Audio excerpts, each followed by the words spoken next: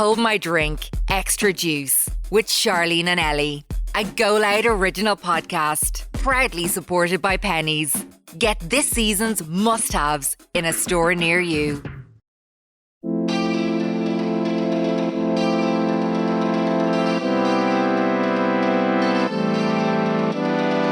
Welcome to Hold My Drink Extra Juice with Charlene and Ellie. Today's episode is kindly sponsored by Primark or Pennies, the ultimate high street destination that has everything you need this spring to make it your year, your way. Pennies or Primark is the ultimate high street store that we all love. Pennies help as many people as possible to afford small joys in their day-to-day lives. Let's embrace the everyday, but also remember to treat yourselves to those standout trend pieces that make us look great and feel amazing. Whether it's stylish savings, a new double snuddy, new gym gear, or some new beauty bits you're looking for, they have literally got it all. Charlene was chatting about a sushi snuddy. It's like they looked into my brain and knew what I wanted. Come here, I think you're the blueprint for what Pennies Honestly, are coming out. I think they must look and be like, Between that and your Sherpa bedsheet.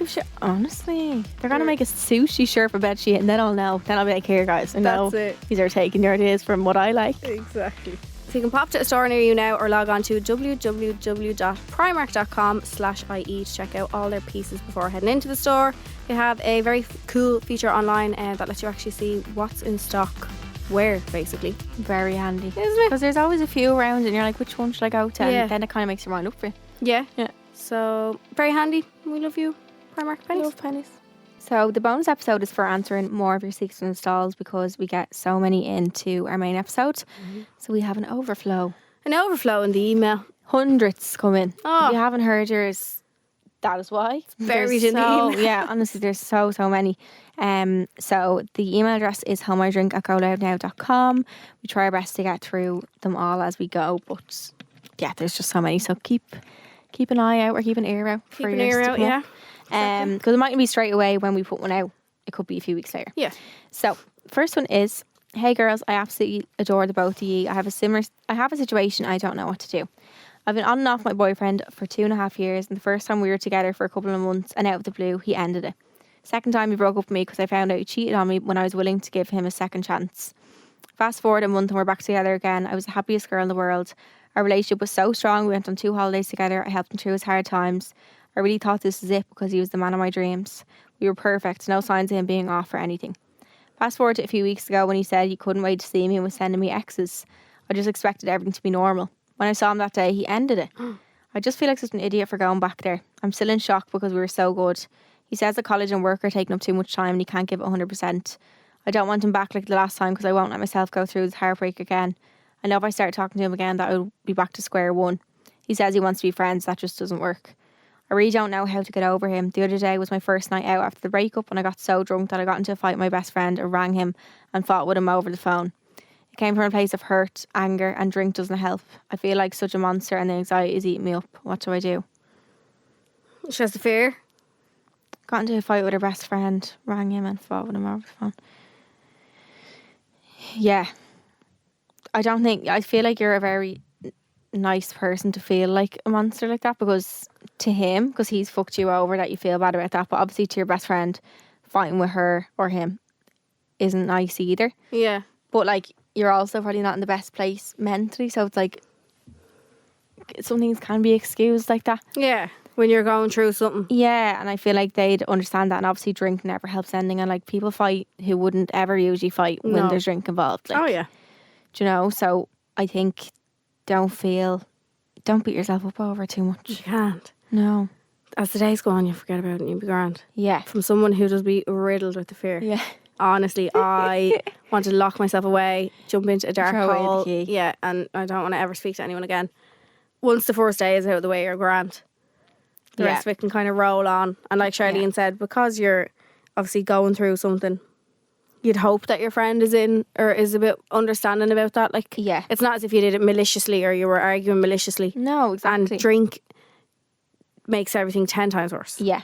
Definitely. It heightens everything. It heightens every emotion. And like you might say things just because you're annoyed about the breakup or upset about it, you'd lash out in other ways. Yeah. At people you wouldn't usually lash out on, and like that's something you might explain to her. Be like, look, that wasn't me. I'm just in a really shy place. I'm sorry. That was really shit of me. But I just hope that doesn't come between us and stuff. Because the last thing you want to do is lose a friend. Of course. Over being hurt about this fella. But I think she says as well she doesn't know how to get over him. I think just like blocking him out. Out of sight, out of mind. Out of sight, out of mind. He wants to try to be friends. It doesn't work. It like in the loveliest way in everybody's head. Has anyone here seen it work? Any put hand? No one in the room is putting No. their hands up. No. In the nicest way, sometimes you'd love to think like, oh yeah, you could, and that's not to say like you can't be civil with them. If you ever saw your ex, Yeah, that's so different. Yeah, we're not saying that if you ever see him, you can't give an old head nod and say hello, like kind of thing. But Yeah.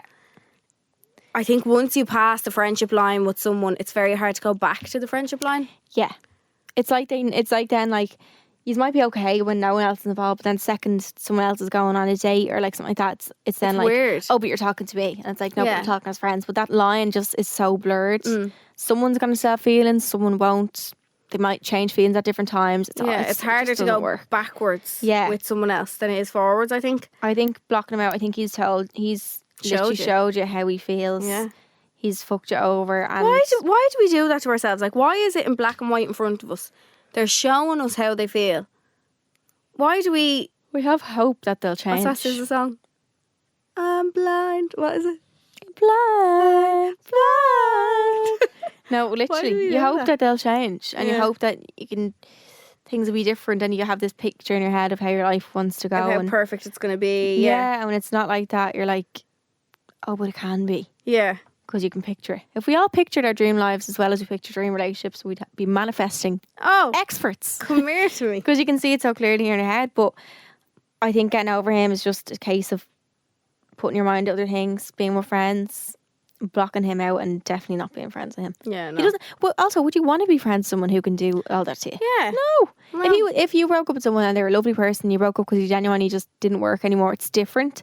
But someone who fucks you over, like, no, why would you keep him as a friend? You wouldn't keep a friend who keeps fucking you over. Yeah, exactly. So why keep like if he was always a friend and you knew he was doing this to another girl, would you want to be around him and like... Yeah. Do you know what I mean? Yeah, exactly. You wouldn't. The next one we have then, I hope I'm able to read. I have such trouble reading. I don't know what it is. I really don't know. So excuse me if I get a bit tongue-tied every now and again. So the next one is, hi gals, I have a friendship dilemma that I think a lot of Irish people who have lived abroad can relate to. Oh, I lost it already. Oh, I've been living abroad for a while in Europe, not far from Ireland, but my friends never came to visit. I suggested different times or events that might be good for them to come, but didn't want to seem pushy by demanding a definite plan. I thought as it's a very short flight, they're near Dublin Airport and have decent salaries, then eventually they'd pop over, even for 24 hours. But they never did, and from what I've heard of others living abroad, it's a common thing. Oh, this is a common thing. People that you think would be mad to come have the crack with you and see how you're getting on just can't seem to be bothered. I totally get we can't know what priorities others might have, but I've known people who've lived in the UK for nearly 10 years not have their oldest pals not have their oldest pals visit. Same with people living in other countries, when eventually you'd think their friend must have a weekend free. And in my personal experience, even getting friends to visit oh my god, even getting your friends to visit when you're living in another country never happens. It confuses me, as foreign friends I have had their friends visit despite being from further away and from poorer countries with less cash for travelling. Now I'm home, we've been hanging out again, but honestly I feel like I've just shown them I'll make the effort to meet up, but they don't have to. I told myself I'd get over it, as I know if I brought it up, they'd either give a fake apology or get defensive, saying they've busy lives and I've unrealistic expectations of them. I also know it can be a jealousy thing, but if that's the case, do I need people who don't want the best for me in my life? Seeing you guys bop over to Cueva in New York reminded me of all of this, as it showed me how much fun friends have when they take the opportunity to go and visit each other and actually care enough about their friend to be excited to visit. I'm always mad to visit buddies abroad, so another reason I'm not arse bringing it up is I feel like if you have to force someone into spending time with you, it just takes the fun out of it. Yeah, they should want to. I know there's probably no solution to this, but I'm interested to hear your take as always. P.S. Cueva lucky to have ye as friends, as so are the listeners. Oh, we love you. Oh my God, we'll pop over to you. Yeah. I think she's home for good now, though. Oh. She said, now I'm home. Oh, sorry. I think. But one thing I'll say, right, not everyone has the same values of stuff, I feel, in life. Like, some people might, like, a lot of your friends might genuinely not have thought that that's a bad thing. Yeah, like they literally might be oblivious, and like you might think, oh God, how could someone be so oblivious to it? But some people genuinely are. Something that you value. Not everybody has the same values as you, but your automatic response is to think that they think the exact same as you. Yeah, exactly. So you as a person, you'd go and visit your friends, whereas to them they're like, oh, that's not something that would ever. Because I would want to visit someone. Yeah. But also, like, for us, like, a lot of people haven't visited Cuba because New York obviously is different to Europe. You can't really just pop over to New York. It's expensive. Yeah. But like a flight in Europe sounds like very close that they could even I come think over. she was in the UK. In the UK, yeah. 24 hours. Come on. Yeah. I Flight to think it's a thing of people being genuinely thoughtless. I don't think it comes from a malicious place. Yeah. And thoughtless doesn't mean I'm excusing them, but I think people are like, oh God, I didn't even think of doing that or something, which is, it feels probably shy. Like I don't think either side is right or either side is wrong. Do you know what I mean? Like I know as we all get older, you have your own lives. As you get older, you're naturally, genuinely not going to see your friends as much, as when you were younger and you genuinely like hang around, and as well as living abroad. But I get where you're coming from as well, because that's something that you would do for people. That's something that you. Not everyone has the same heart as you. I feel like it's a good thing to remember that people have different. There mightn't be as thoughtful as you. There mightn't be as. That's a value that you hold. Is that like if you had a friend who, I'm guessing, lived in the UK, if it is just the UK, that you'd want to pop over for a day or a weekend, or. But also, it could be a case of them just being shy friends, because I'd want to pop over. Yeah. To the UK. You can literally go for 24 hours. Yeah. You don't even have to stay overnight. You don't even have to, go that morning, come home that night. You can literally, Like, especially if you've been offering them, there's good events on, like, I'm guessing you probably were telling them about, like, maybe concerts in where you're living, like, wherever else, like, that. In that case, they could definitely have all planned something to come to at least once. Yeah. You're not asking for them to come every weekend or once a month. No, like, once for them to come and see what you're up to, see your new life. Yeah, that's so exciting to see your friend's new life and to bring them around and all. And like, even if one friend was to come, I'm sure they could have stayed with you. I'm sure it's not a money issue either. I'd say it's just the fact that they are just a bit thoughtless and careless, which maybe isn't a trait you want in a friend. For you personally, so definitely something to look at. And I feel like you're always going to have that kind of thought of them, because you know what it's like. Because it's easy to be a good friend when someone's always around you and you're always in their company, but it's kind of when you're not that you realise who mightn't be. Yes. And the fact that they didn't really make an effort with you when you lived there, you're like, well, what's the point of that friendship then, do you know? Yeah. Would you still have them in your life, or what do you do? I think I would, but I'd keep them I'd take a step back. An arm's length. Yeah, exactly. Don't maybe do things for them, which is shy, because you don't want to have to consciously not treat someone as well as you like to. But, just don't put them as your priority. They're not going to be yours. And see if you can explore their connections better. That, like, some people you've met in a short amount of time are better to you than people you've been in long term. Next one is, hey girlies, firstly I'd like to say I absolutely love your podcast. I listen to it religiously and can really relate to so many scenarios you girls advise on. You should be so proud of yourselves for all that you do and how far you've come. Thank you. Thank you, Bird. You're so sweet. I think this might relate to many girls, as my friends have all seemed to go through something similar like this before, as I've seen it actually destroy their relationship, which is what I fear could happen, so I'm seeking advice. So I've been with my boyfriend for 5 years now, an amazing relationship, but recently it's been really chaotic with a lot going on in our personal lives at the moment, etc. But we've definitely come through the other side of it this year together, which is the main thing, or so we thought. We live together and are really close in everything we do, social life, group of friends, etc. So I've never really had a reason not to trust him when it comes to his phone. He was showing me a funny story of his mates on Instagram when he went to show me he had to search his name again in the search bar as I was lying right beside him. I saw the drop down box of all the names he's recently searched. I instantly sat up and asked who they were, as they were all names of girls I'd not heard of before, and because there were so many of them. He turned his phone away straight away as soon as I reacted, and he said, "No one, I haven't searched anyone, what are you talking about?" I told him I just saw the names and loads of girls, and he asked to see his phone. And I asked to see his phone. This went on for a bit, but he could see how serious I was and eventually reluctantly gave it to me and stormed off. And I saw all the names of gorgeous girls in the mostly lingerie outfits, and most of them advertising their OnlyFans. Context, I have friends who have OnlyFans pages. There's no issues with that whatsoever on my behalf. I support them 100%, and I'm really open to him about my mates who do it. And he gives off a dismissed approval as each to their own, but I wouldn't be into something like that attitude. He slams his mates who recently went to a strip club, calling it tacky, and that's why I'm super confused by his recent searches, as they don't reflect his so-called morals that he's led me to believe. I asked him just to be honest, then lie, and he got really angry and started bringing up unnecessary arguments with me like he was just trying to deflect the situation. He then finally admitted to it and instantly told me to get over and find me and Alder doesn't look up girls, and that I'm making a big deal out of nothing as usual, which really hurt me. It's really worried about me about how he's still lying to me even though he knew I knew the truth, and how he got so angry at me and dismissed me. This wouldn't be the first time he dismissed me, which is what's upset me. And it's made my self-confidence drop to an all-time low considering how many girls he looked up. Yet he's too tired to initiate sex between us lately. He says I'm looking too far into it and it means nothing to him looking them up, as he's not liking their pics or chatting to them. I think I was just so shocked when the whole conversation came up and how he's so defensive. It made me start to question everything, and I just can't shake this gut feeling off. Just wanting advice to know, am I overreacting, or has he actually hasn't done anything as such? I just don't like how I feel about how he's made me feel about the situation, if that makes any sense. Definitely makes sense. Yes. To me. That I don't like what he said. The biggest red flag out of that is him saying, find me a lad who doesn't look up them girls like that. Dano.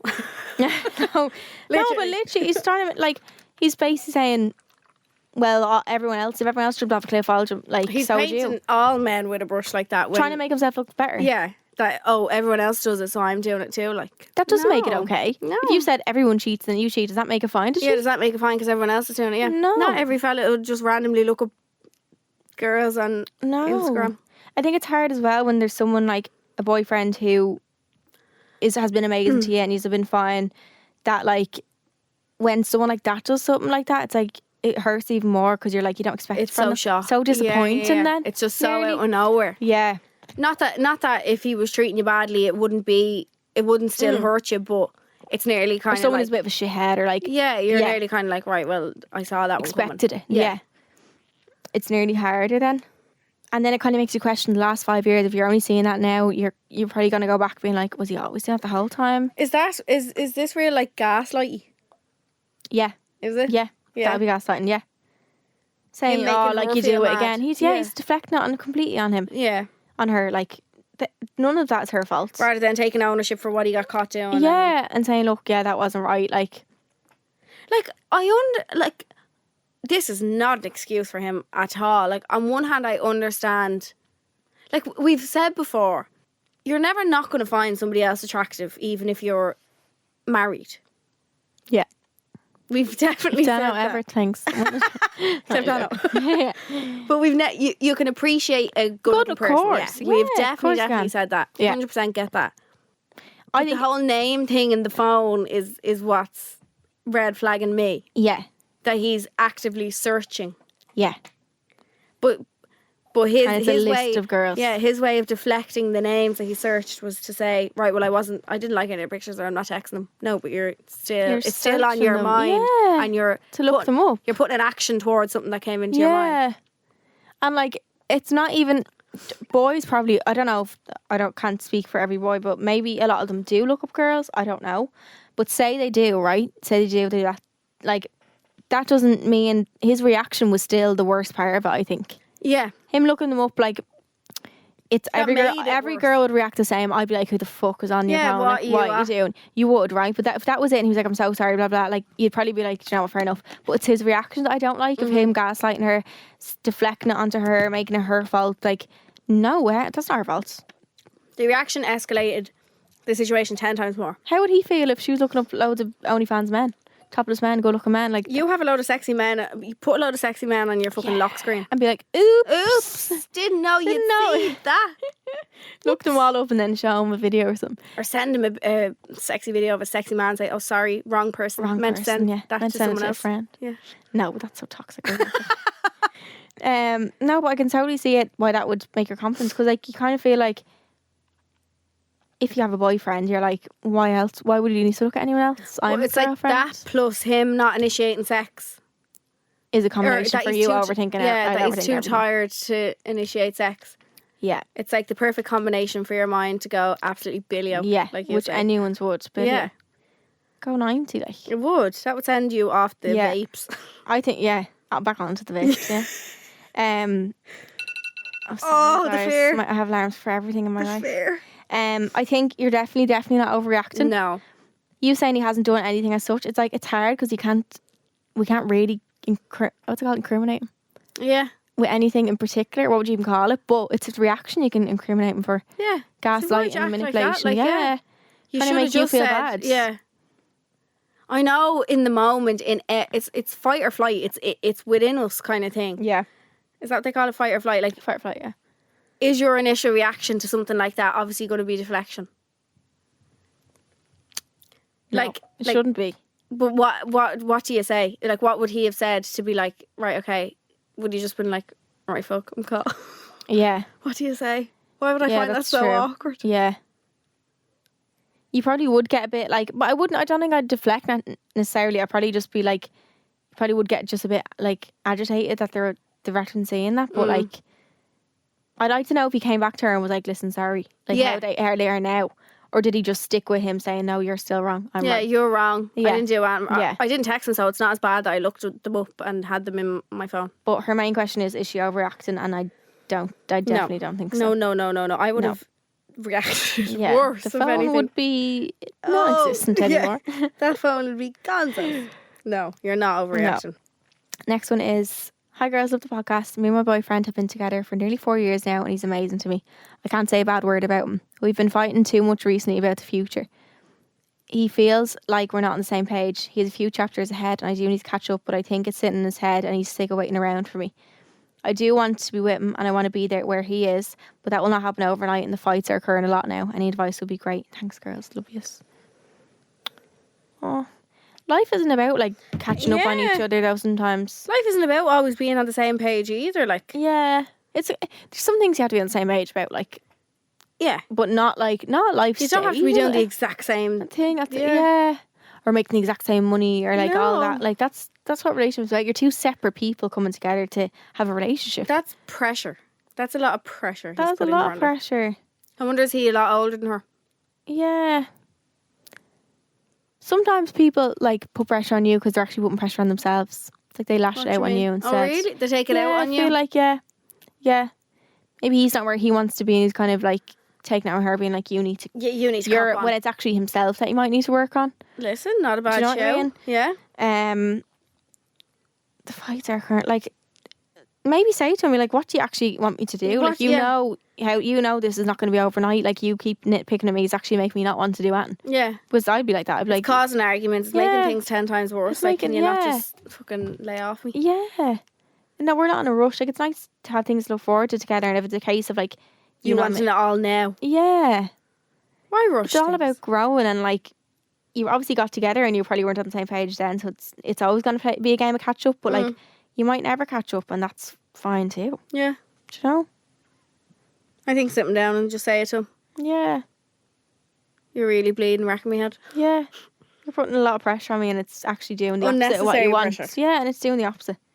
Yeah. The last one we have then is, hi girls, I love your podcast so much. I'm going through a breakup after being cheated on and I'm at my lowest point right now. I'm wondering if you could include some advice on how to move forward / move on, and any help, advice that you have for me going through this right now. I'm heartbroken, lost and so hurt in every way. Thank you so much. Keep doing what you're doing. You're amazing. We love you, bird. I love you, bird. The one thing I can say to you is, from someone who has come from a breakup after being cheated on, you will be fine. Yeah. And I think you need to wake up every day and remind yourself of that. Yeah. Because I know you have your day, and you will, but like, in saying that, you will have your days where you just want to sit there and fucking sob and do absolutely nothing and take it out on the world and just be angry. But that all has to come with the healing stage as well. It's a roller coaster. That's an absolute pain in the whole of emotions. It's such an up and down. Just keep, if you can, keep telling yourself to think, right, in 6 months' time, I'm going to feel so different. Like, think of future you and of how you're going to look back and be like, oh my God, I was a mess of a woman. Because I do it now even. I'm like thinking of me like this time last year or whenever it was. I'm like, wow. Yeah, night and day. Different human. Yeah. So I think just reminding yourself of that. I think to go through it, you just have to go through it. It sounds so Ride fucking the wave. silly. Yeah. No one can tell you exactly what to do. Like, there's all these breakup tips, and you can read the amount of tips that you want on the internet, but ultimately Don't it's going be to on breakup TikTok is the only thing I'll say. I know it's good. Healing TikTok is good. TikTok, like I was on therapist. Depresso Espresso breakup TikTok. It was not great. No. That's when you know you're getting over it, when you're not on that TikTok anymore. It's really bad. But yeah, like I think like what you said, like don't try and suppress your feelings either. Like if you feel them. Yeah, definitely. Because you need to feel it to move on to the next stage. Yeah. Even I think take a note of how you feel at a certain moment in time that you can look back on and be like, wow, I'm already feeling better than I was then. I seen a girl on TikTok and she was like, I'm 3 weeks broken up with my boyfriend, I'm starting to feel a little bit better. Like things like that, you think you're never going to feel better. Oh my God, you think you're never going to get to this place where you can smile again. What did we say before? That when you're cold, you can't imagine being hot. Yeah. When you're hot, you can't imagine being cold. And when you're going through a breakup, you can't imagine being happy ever again. You think you're going to be stuck in this pit for the rest of your life. This horrible feeling, and that feeling in your stomach, I can still feel like you just feel. But you are not. No. It's the most amazing feeling. It's the most like freeing feeling ever to come out the other side of it and be able to look back at it and be like, whoa. Do you think you woke up one day and it was like different? Yeah. I was like that as well. Yeah. Not with Dano. When we broke up, I was sad. But before that, like when I was a Stan Dano podcast. Yeah, no, because I broke up with him that time, so it was different. But when I was broken up with, I remember I woke up one morning and I was like, in my belly, I was like, what? It doesn't hurt anymore. Yeah, I don't feel sick. Yeah, I can eat. I swear to God, that will happen. You get to a day where you're just like, and you're like, is this too good to be true? Yeah.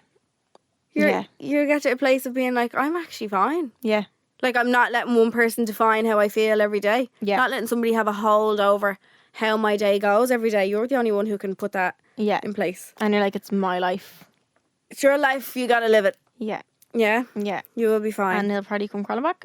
Listen. So, and I know you feel lost. So it's because you're so used to being with the other person. Your life was a schedule, basically. Yeah. So when the schedule breaks and the chain breaks, you feel like what now? Yeah. Your days nearly, even if you're busy, your days still feel empty. It's like, so weird. what? It's like you're on autopilot. But try if you can. Find it freeing. Yeah. You can do whatever you want. It's amazing. Your life can go whatever direction you want to go in. You pick where the next phase of your life goes. And isn't that exciting? You've no one else to answer to. Get in your car and turn on music. That's my favourite hobby ever. And that fixes everything. Belting out things on the M50. If anyone ever saw me driving my car... What would be your belting song of choice for breakup? Never mind, I'll find. I haven't done Adele in a while now. Oh, I love it. Oh, what's her name? This is a brilliant one. Here, I'll give you a breakup song, will I? Someone like you. Where is she? I think listening to sad songs is... That's a good one. Inia, best thing.